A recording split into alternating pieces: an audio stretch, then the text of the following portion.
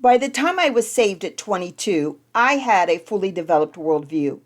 Everything I believed about myself, the world, and my place in it had already been firmly established. My worldview had truly become my jailer. And up until the moment I was saved, Jesus hadn't taught me anything. I had no relationship with him. Oh, I knew the basic things about him like most people did, but I didn't know him. So if Jesus didn't teach my worldview anything, who did? Who taught me to be insecure, to be oppressed by fear, to be touchy, overly sensitive, defensive, and at times terribly obnoxious? Who crushed my spirit so people couldn't bear it? Whoever it was that taught me what to think, then how to think about it, that teacher had destroyed my life. Knowing the catastrophic damage that teacher did, why would I ever listen to another word he said? Because he was the only teacher I knew.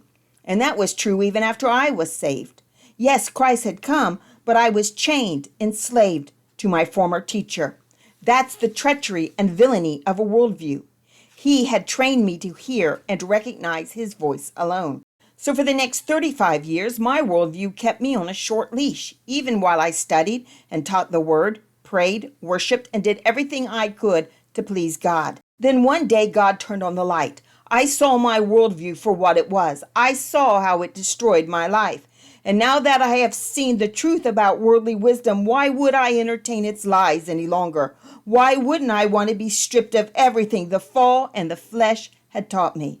Jesus says that I only have one teacher. No other voice is to be heeded or obeyed. He's the only voice that can speak into my life. I can no longer integrate or mix my worldview with his teaching. God abhors mixture. I had to repudiate all he has repudiated. I had to die to self, to my worldview, and to all other influences and false teachings. Which meant I had to settle in my heart once and for all that I'm not a Christian for any other reason than to be brought back to the image and likeness on the inside of me. And this revelation saved my life. It saved my life.